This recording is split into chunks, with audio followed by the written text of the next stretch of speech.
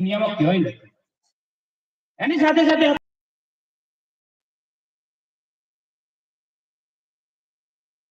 વર્ષોથી તન મન અને ધનથી મહેનત કરતા હતા, સારા સારા પોસ્ટ ઉપર હતા, ડેલિગેટો હતા. એ લોકોએ સમાજ માટે ઉભા રહેવા માટે રાજીનામું આપી દીધું. એ બધા માટે જોરથી તાળી થઈ જાય. આ બધા ભાઈઓએ શા માટે બલિદાન આપ્યું? એમને ખબર છે કે સમાજ એ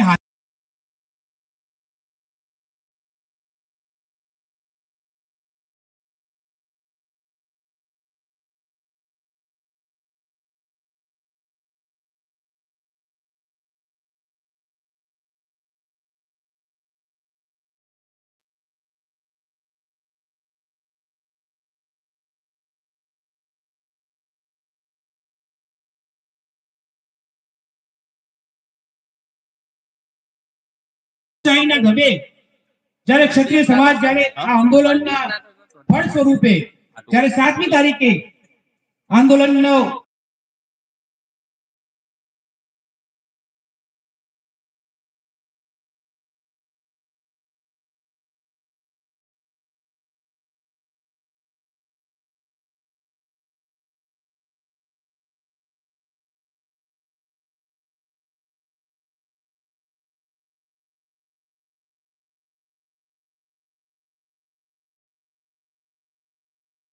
નોકરી કામના કામે બહાર ગયા હોય તો એમને પણ બોલાવી લેજો. દરેક પેજ ઉપર એ ધ્યાન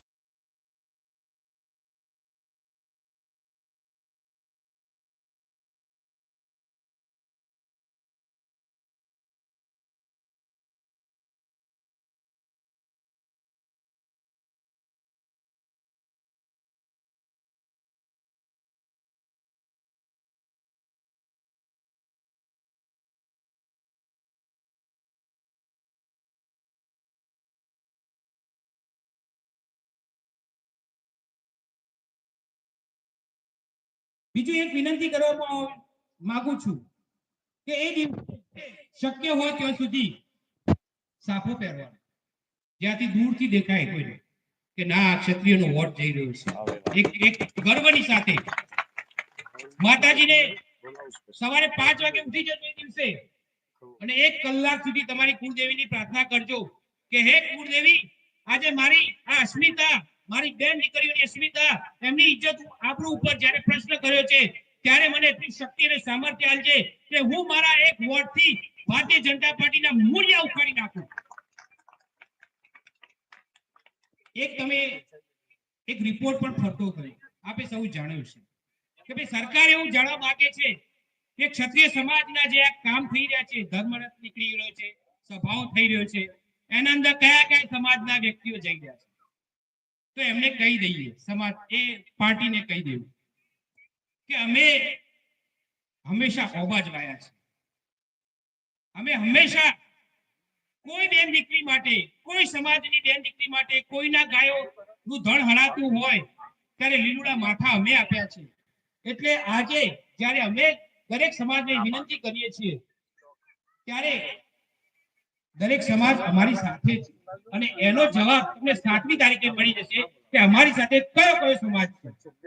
અને તમને વિનંતી કરું વધુમાં કે તમારા ગામમાં, તમારા ભાઈ બાંધુઓ, તમારા મિત્ર સર્કલમાં, સગા સંબંધીઓમાં જે પણ બીજા અન્ય સમાજના હોય મિત્ર સર્કલમાં, એમને પણ વિનંતી કરવાની છે. તમારા ગામના હોય એમને પણ વિનંતી કરવાની છે અને એમને દિલાસો આપવાનો છે કે આજથી લઈને 100 વર્ષો સુધી તમને કોઈ તકલીફ થાય તો ક્ષત્રિય સમાજ તમારી સાથે ઉભો રહેશે, એ વિશ્વાસ અપાવવાનો છે.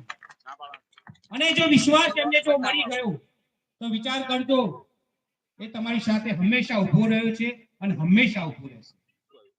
પાટીદાર સમાજે ની પણ વાત કરી લો. અહીંયા ઉભા છે મારા ભાઈઓ બહેનો,